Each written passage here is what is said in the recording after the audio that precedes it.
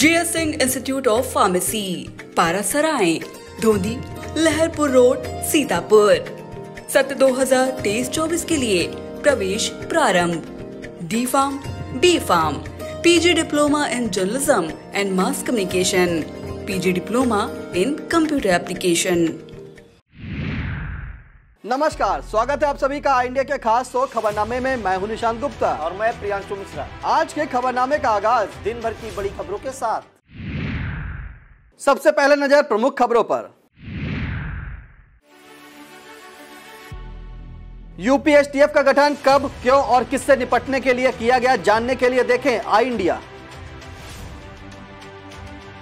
High court का आदेश, महज आशंका पर नहीं कराई जा सकती पुनर्मतगणना। यात्री और मालकर अधिकारी निलंबित, मुख्यालय अटैच। एसडीएम कानूनगो और लेखपाल पर केस दर्ज। 16,000 की धड़कनें बचाने वाले डॉक्टर गौरव गांधी की हार्ट अटैक से मौत पर चिकित्सा जगत में हड़कंप। भूमाफिया से मिलीभगत के मामले में तहसीलदार सहित 14 के विरुद्ध केस दर्ज।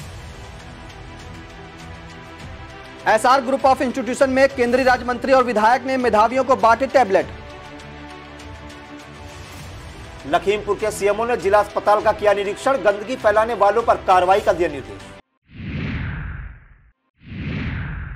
विभिन्न चुनावों में गड़बड़ी का आरोप लगाते हुए पुनर्मतगणना कराए जाने की मांग के तमाम मामले सामने आते रहते हैं, लेकिन अब इन पर रोक लगने की उम्मीद है। कारण है कि इलाहाबाद हाईकोर्ट ने एक मामले में दिए गए अपने आदेश में साफ कर दिया है कि महज आशंका पर पुनर्मतगणना नहीं करवाई जा सकती। यह आदेश इलाहाबाद हाईकोर्ट के न्यायमूर्ति सौरभ श्याम शमशेरी ने आजमगढ़ के जोगिया वीर ग्राम प्रधान खुर्शीद अहमद की याचिका को निस्तारित करते हुए दिया है। अपने फैसले में हाईकोर्ट ने कहा है कि ग्राम प्रधान के चुनाव में 1 वोट से विजयी होने पर बिना ठोस साक्ष्य के मात्र आशंका के आधार पर पुनर्मतगणना का आदेश देना सही नहीं है। हाईकोर्ट ने इस संबंध में पीठासीन अधिकारी के याचिका निरस्त करने और पुनरीक्षण अधिकारी के पुनर्मतगणना कराने के दोनों आदेशों को गलत करार देते हुए रद्द कर दिया है। माफिया मुख्तार अंसारी की अभी और मुश्किलें बढ़ सकती हैं। इसकी वजह है कि अब एक गैंगस्टर के मामले में 13 जून को अदालत का फैसला आ सकता है। गाजीपुर की एमपी एमएलए कोर्ट 13 जून को मुख्तार अंसारी के खिलाफ दर्ज गैंगस्टर मामले में फैसला सुनाएगी। सुनवाई पूरी होने के बाद इसकी पत्रावली सुरक्षित हो गई है। गैंगस्टर का यह मामला कपिल देव सिंह की हत्या के बाद दर्ज कराया गया।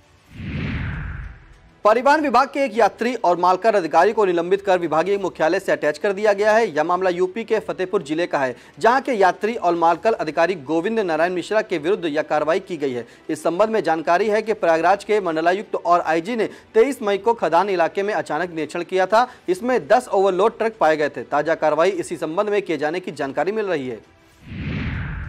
जन सूचना के अंतर्गत किए गए आवेदन में गलत जानकारी देने के मामले में एसडीएम के विरुद्ध धोखाधड़ी का मुकदमा दर्ज किया गया है। यह कार्रवाई सीजेएम कोर्ट के निर्देश पर की गई है। मामला यूपी के बलिया जिले का है। यहां की रसड़ा तहसील के एसडीएम सदानंद सरोज, कानूनगो रणजीत सिंह और लेखपाल राकेश आनंद के विरुद्ध अदालत के आदेश पर केस दर्ज किया गया है। इस मामले में बलिया सदर तहसील के कोठिया सुरही निवासी परशुराम राय ने सीजेएम कोर्ट में याचिका प्रस्तुत की थी। भूमाफिया और तहसील कर्मियों को मिली भगत से फर्जी दस्तावेज तैयार कर गरीबों की जमीन हड़पने के मामले होते रहते हैं। मीडिया या किसी अन्य का सहारा पाकर इनमें से कुछ मामले तो सामने आ जाते हैं। बाकी मामलों में पीड़ित गरीब सिर पर हाथ रखकर बैठ जाने के अलावा कुछ नहीं कर पाता। अब ऐसा ही एक मामला यूपी के मिर्जापुर जिले के सामने आया है। यहां पर जिलाधिकारी दिव्या मित्तल के आदेश पर बड़ी कार्रवाई की गई है। फर्जी दस्तावेजों के सहारे जमीन हड़पने के इस मामले में डीएम के आदेश पर जांच के बाद 2 तहसीलदार, 1 नायब तहसीलदार, 2 लेखपाल, 1 पेशकार के अलावा भूमाफिया सहित 14 लोगों के विरुद्ध धोखाधड़ी का केस दर्ज किया गया है। भारतीय रेल यातायात सेवा के अधिकारी संजीव शर्मा ने पूर्वोत्तर रेलवे लखनऊ मंडल के वरिष्ठ मंडल संरक्षा अधिकारी का पदभार ग्रहण कर लिया है। वह इससे पूर्व पूर्वोत्तर रेलवे के वाराणसी मंडल में वरिष्ठ मंडल वाणिज्य प्रबंधक के पद पर कार्यरत थे। संजीव शर्मा की भारतीय रेल यातायात सेवा के सिविल सेवा वर्ग में 2010 में नियुक्त हुई थी। इनकी प्रथम नियुक्ति इसी पूर्वोत्तर रेलवे के लखनऊ मंडल सहायक मंडल वाणिज्य प्रबंधन के पद पर हुई थी। संजीव शर्मा ने हाई स्पीड ट्रेन संचालन के संबंध में जापान से प्रशिक्षण प्राप्त किया है।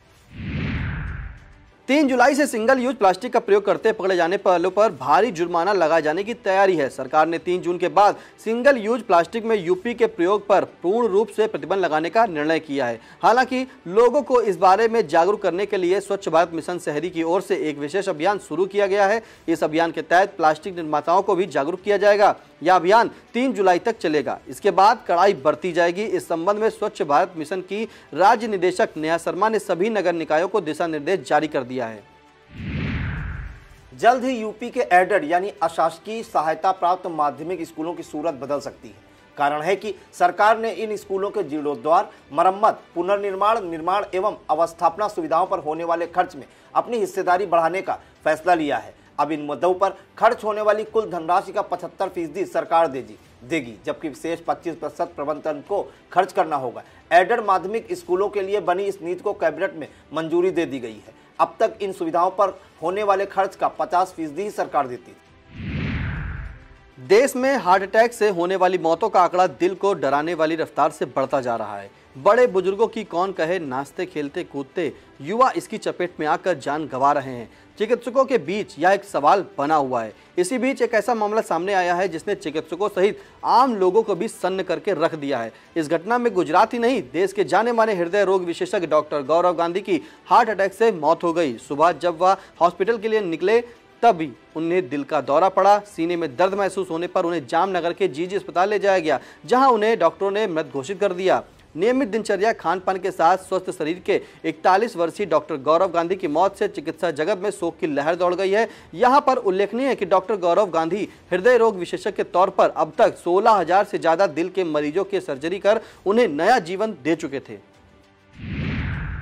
दिल्ली के मुख्यमंत्री अरविंद केजरीवाल पंजाब के सीएम भगवंत मान सहित लखनऊ आकर सपा मुखिया अखिलेश यादव से मिले। केजरीवाल इन दिनों देश भर में घूम घूम कर भाजपा विरोधी दलों के नेताओं से मिल रहे हैं। सवाल उठता है कि आखिर वह कौन सा सियासी गणित है जिसके लिए केजरीवाल इस दर से उस दर घूम रहे हैं। आइए आई इंडिया आपको इस सवाल के जवाब से रूबरू कराता है। दिल्ली देश की राजधानी होने के साथ केंद्र शासित प्रदेश भी है। यहाँ पर चुनी हुई प्रदेश सरकार तो है, लेकिन पुलिस के साथ प्रशासनिक व्यवस्था एलजी यानी केंद्र द्वारा नियुक्त राज्यपाल के हाथों में है। लिहाजा आए दिन चुनी हुई सरकार और एलजी के बीच ठनी रहती है। अभी कुछ समय दिल्ली सरकार की याचिका पर सुप्रीम कोर्ट के प्रशासनिक व्यवस्था दिल्ली सरकार के नियंत्रण में रखने का आदेश जारी किया गया था।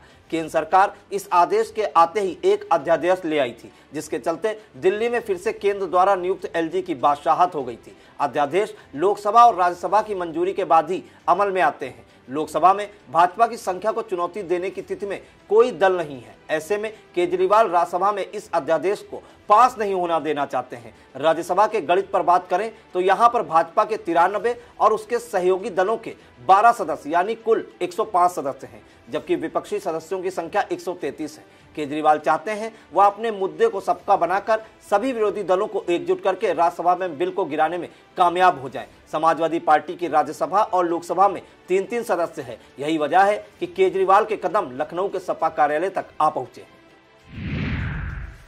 आगरा के मानसिक अस्पताल पर कांग्रेसियों द्वारा प्रदर्शन किया गया। इस दौरान डिप्टी सीएम केशव प्रसाद मौर्य मुर्दाबाद के नारे लगाए गए और डिप्टी सीएम को मानसिक अस्पताल में भर्ती कराने के लिए जो भी खर्च आए उसे पार्टी द्वारा देने की बातें कही गई। दरअसल मंगलवार को डिप्टी सीएम केशव प्रसाद मौर्य आगरा पहुंचे थे। इस दौरान उन्होंने कांग्रेस नेता राहुल गांधी पर आए सवाल पर उन्हें आगरा के मानसिक अस्पताल में भर्ती कराने को लेकर बयान दिया था। इससे कांग्रेस पार्टी में नाराजगी है।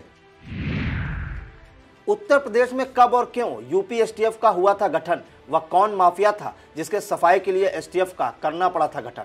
आज यूपी एसटीएफ हिंदुस्तान में क्यों जानी जाती है? सबसे पावरफुल विंग यूपी पुलिस के सामने अब क्या क्या है चुनौतियां? यूपी के मुख्यमंत्रियों में से योगी आदित्यनाथ की कार्यशैली क्यों है अलग? जानिए उत्तर प्रदेश में एसटीएफ का गठन करने वाले सेवानिवृत्त डीजीपी केएल गुप्ता से आई इंडिया के editor in chief doctor Pankaj Singh Gaur द्वारा की गई खास बातचीत, जिसमें आप आई इंडिया के यूट्यूब चैनल पर देख सकते हैं।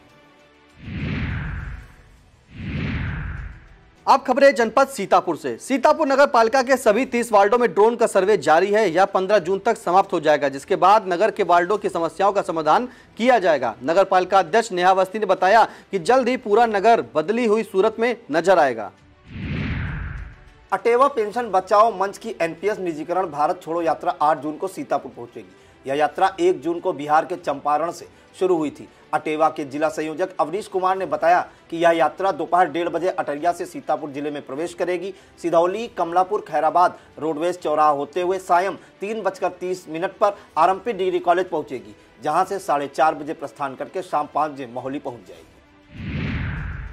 नगर भ्रमण और समस्याओं को नजदीक से देखने के क्रम में सीतापुर नगर पालिका अध्यक्ष नेहा अवस्थी शहर के मोहल्ला पूर्णागिरी नगर में पहुंची। यहां पर स्थानीय लोगों ने उनका स्वागत करते हुए अपने यहां की समस्याओं के बारे में अवगत कराया। समस्याओं को सुनकर पालिका अध्यक्ष ने जल्द ही सभी समस्याओं को निराकरण करने का आश्वासन दिया। इस दौरान सेल्फी पॉइंट, एंट्री गेट व चुंगी चौराहे से श्यामनाथ क्रॉसिंग तक डिवाइडर और स्ट्रीट लाइट का प्रस्ताव रखा गया। वक्त तो चला एक छोटे से ब्रेक का। आप बने रहिए खबरनामा के साथ।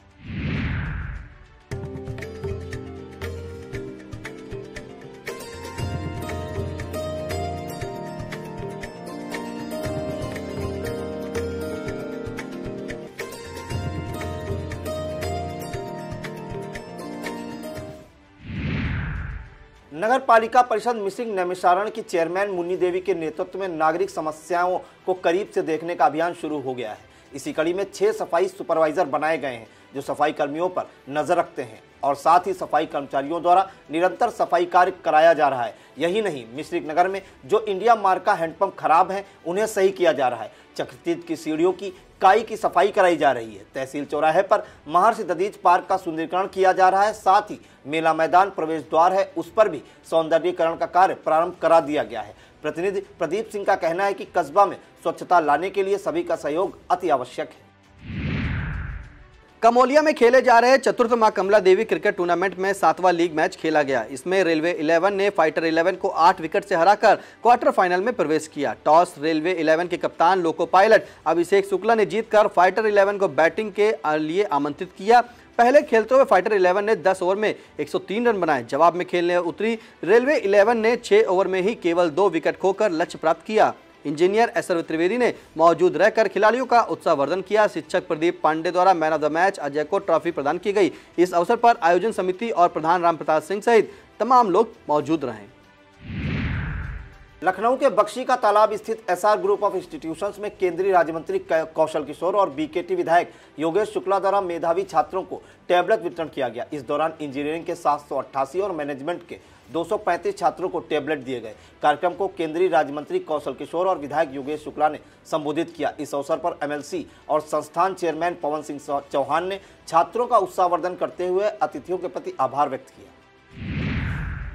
सीतापुर के अपना दल एस की मासिक बैठक वृंदावन धाम में आयोजित की गई। इसकी अध्यक्षता जिला अध्यक्ष जयप्रकाश पटेल ने की। इसमें मुख्य अतिथि के रूप में राष्ट्रीय सचिव करुणाशंकर पटेल और विशिष्ट अतिथि के रूप में किसान मंच के ताराचंद पटेल मौजूद रहे। बैठक में सदस्यता अभियान को लेकर विस्तृत चर्चा की गई एवं आगामी 2 जुलाई को पार्टी के संस्थापक डॉक्टर सोनेलाल पटेल के जन्म दिवस पर व्यापक चर्चा की गई, जो कि लखनऊ में आयोजित किया जाएगा। मोदी सरकार के 9 साल पूरे होने पर सीतापुर लोकसभा क्षेत्र में व्यापारी सम्मेलन आयोजित किया गया। इसमें मोदी सरकार द्वारा व्यापारी हितों में किए गए कार्यों का बखान किया गया। कार्यक्रम में मुख्य अतिथि बीजेपी के पूर्व प्रदेश उपाध्यक्ष सुधीर हलवासिया रहे और विशिष्ट अतिथि के रूप में सीतापुर सांसद राजेश वर्मा मौजूद रहे। मंच पर पूर्व डीजीपी केएल गुप्ता, भाजपा जिला अध्यक्ष अचिन मेहरोत्रा, अजय गुप्ता, राजकुमार अग्रवाल, प्रेमचंद्र अग्रवाल, विजय अग्रवाल, गोपाल टंडन, भगवती गुप्ता, विश्राम सागर राठौर, उमेश अग्रवाल, संजय मिश्रा, इंदु सिंह चौहान, महिला मोर्चा अध्यक्ष कंचन प्रभा पांडे, नीरज वर्मा झल्लर, मुनेन्द्र अवस्थी, राजेश्वर दयाल रस्तोगी, पवन सिंह शिल्पी, जितेंद्र मेहरोत्रा मंच पर मौजूद रहे। संचालन जया सिंह ने किया। अतिथियों का स्वागत भाजपा नेता संजीव गुप्ता टिंचू, सागर गुप्ता, मोनू सहगल, अतुल महावर, नवीन अवस्थी ने किया।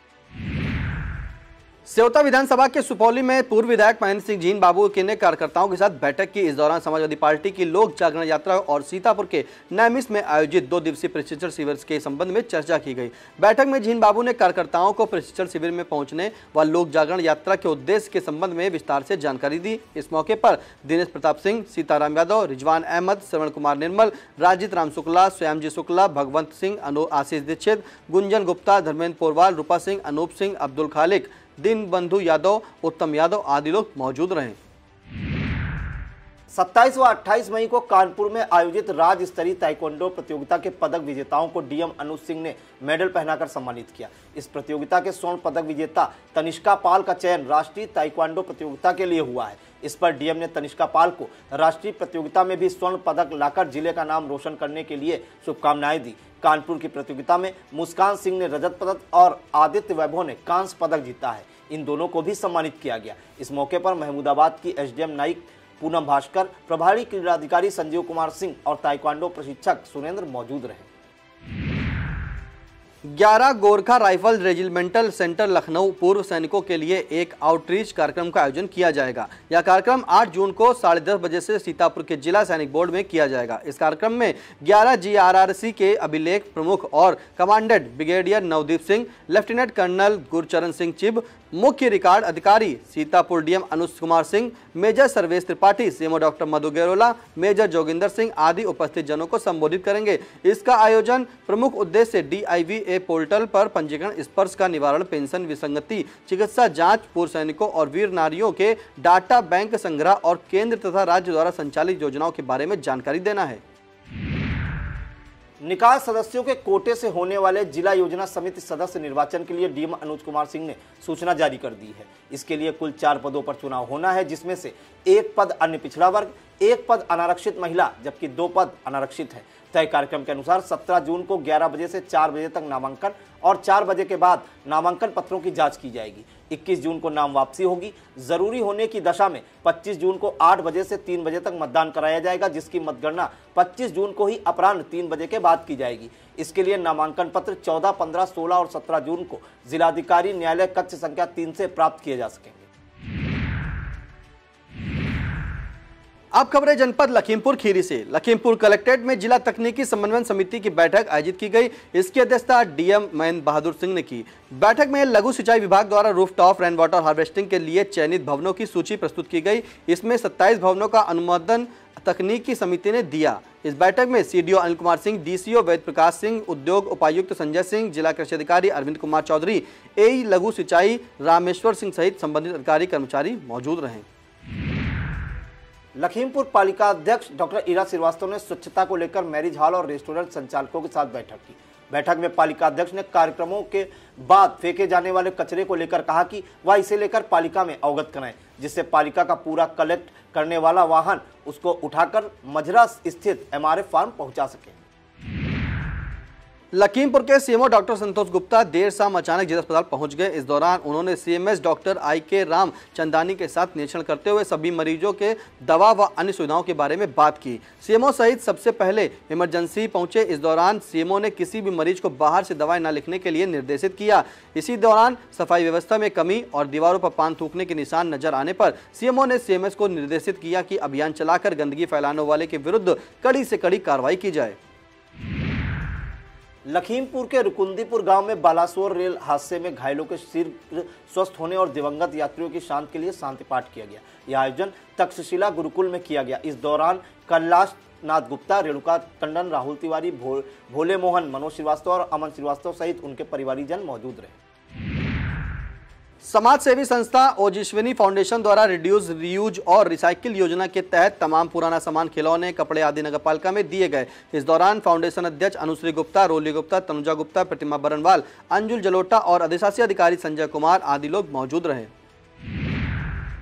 अटेवा पुरानी पेंशन बहाली की मांग को लेकर शुरू की गई NPS निजीकरण भारत छोड़ो यात्रा 8 जून को मैगलगंज पहुंचेगी। जिला संयोजक विश्वनाथ मौर्य ने बताया कि संगठन मंत्री संजीव वर्मा के नेतृत्व में मैगलगंज के गुरु अर्जुन देव पब्लिक स्कूल में यात्रा का स्वागत किया जाएगा। यहां पर यात्रा की अगुवाई कर रहे राष्ट्रीय अध्यक्ष विजय कुमार बंधु उपस्थित लोगों को संबोधित करेंगे। इस यात्रा को सफल बनाने के लिए सिंचाई विभाग में सर्वेश पांडे, फरमान अली, कृष्ण भवन में दिलीप यादव, विकास भवन में अखिलेश कुमार और सीताराम मौर्य के संयोजन में बैठकों का आयोजन किया गया। लखीमपुर के कलेक्ट्रेट सभागार में 37 सूत्री विकास कार्यक्रमों की मासिक समीक्षा बैठक आयोजित की गई। इसकी अध्यक्षता डीएम महेंद्र बहादुर सिंह ने की। डीएम ने प्रशासकीय विभागों और कार्यदायी संस्थाओं को बेहतर समन्वय के साथ सभी योजनाओं को समय से और मानक के अनुरूप पूरा किए जाने के निर्देश दिए। इस दौरान डीएम ने 50 लाख की लागत से अधिक के विकास कार्यों की समीक्षा करते हुए वरिष्ठ कोषाधिकारी को इन परियोजनाओं का सत्यापन किए जाने के लिए निर्देश किया। बैठक में सीडीओ अनिल कुमार सिंह ने कहा कि संबंधित विभाग के अधिकारी कार्यदायी संस्थाओं द्वारा कराए जा रहे विकास कार्यों का स्वयं भी समय समय पर निरीक्षण करना सुनिश्चित करें। 15 जून को आयोजित होने वाली बीएड प्रवेश परीक्षा की तैयारी के लिए बैठक का आयोजन किया गया। बैठक की अध्यक्षता करते हुए डीएम महेंद्र बहादुर सिंह ने अफसरों को जिम्मेदारियां सौंपते हुए उन्हें दिशा निर्देश दिए। इस परीक्षा के लिए जिले में 10 केंद्र बनाए गए हैं, जिनमें 4350 परीक्षार्थी शामिल होंगे। एडीएम संजय कुमार सिंह ने बताया कि यह परीक्षा 15 जून को 2 पालियों में आयोजित की जाएगी। पहली पाली सुबह 9 से 12 बजे तक और द्वितीय पाली अपराह्न 2 से 5 बजे तक आयोजित की जाएगी। व्यवस्था की दृष्टि से प्रत्येक 2 परीक्षा केंद्र पर 1 केंद्र प्रतिनिधि और प्रत्येक परीक्षा केंद्र पर स्टेटिंग मजिस्ट्रेट आदि को तैनात किया गया है। डीआईओएस डॉक्टर महेंद्र प्रताप सिंह ने बताया कि जिले में कृषक समाज इंटर कॉलेज गोला, केन ग्रोवर्स नेहरू परा स्नातक विद्यालय गोला, भगवान दीन आर्य कन्या स्नातकोत्तर महाविद्यालय लखीमपुर, भगवान Deen Arya Kanya inter college Lakhimpur, Abul Kalam girls inter college Lakhimpur, Dharmsabha inter college Lakhimpur, Rajkiya Kanya inter college Lakhimpur, Gandhi विद्यालय इंटर कॉलेज, युवराज दत्त स्नातकोत्तर महाविद्यालय और गुरु नानक इंटर कॉलेज लखीमपुर को परीक्षा केंद्र बनाया गया है। यह था आज का खबरनामा। आप देखते रहिए आई इंडिया। हमें दीजिए इजाजत। नमस्कार।